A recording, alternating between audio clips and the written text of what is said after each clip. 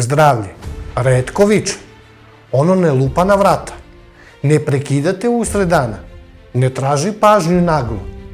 Zdravlje prvo šapuće, kroz umor koji ne prolazi, kroz telo koje se sporije budi, kroz osjećaj da više nisi u svom ritmu. I većina nas taj šapat ignoriše. Kažemo, proći će, samo je stres, nije sad vreme i nastavimo dalje. Kao da telo nije deo nas, već nešto što mora da izdrži.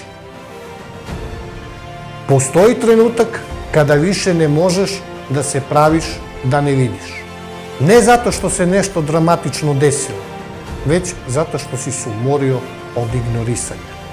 Pogledaš sebe i shvatiš, nisi loš, nisi slab, samo si se zapostavio. Godinama si imao razumevanja za sve druge, za obaveze, za rokove, za tuđe potrebe, a sebe si stalno stavljao na kraj liste.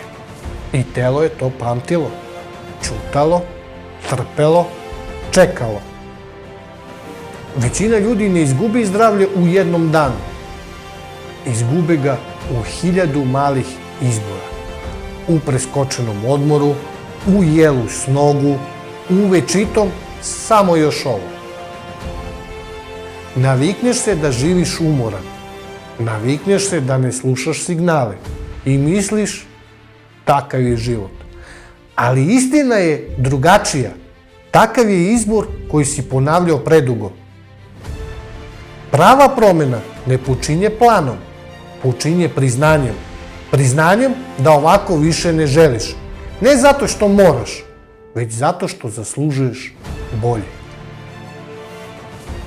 Ne počneš sa savršenstvom.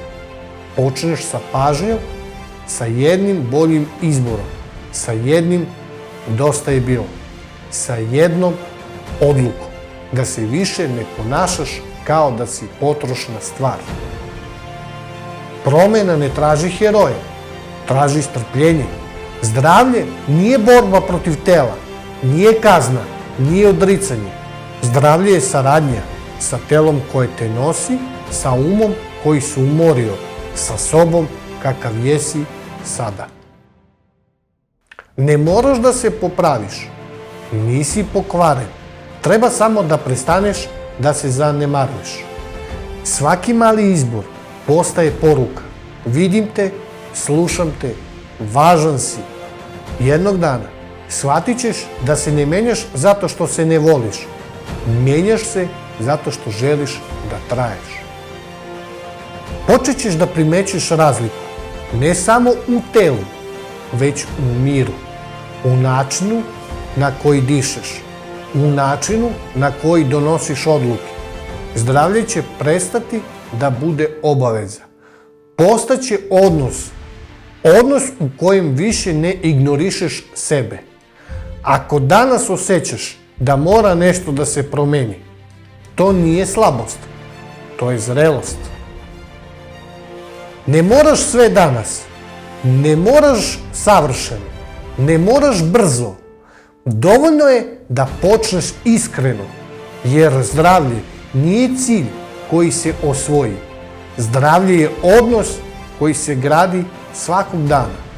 I možda najvažnija promjena u životu nije da postaneš neko drugi, već da prestaneš da se zapostavljaš. Ne odustaj, tvoja priča tek počinje.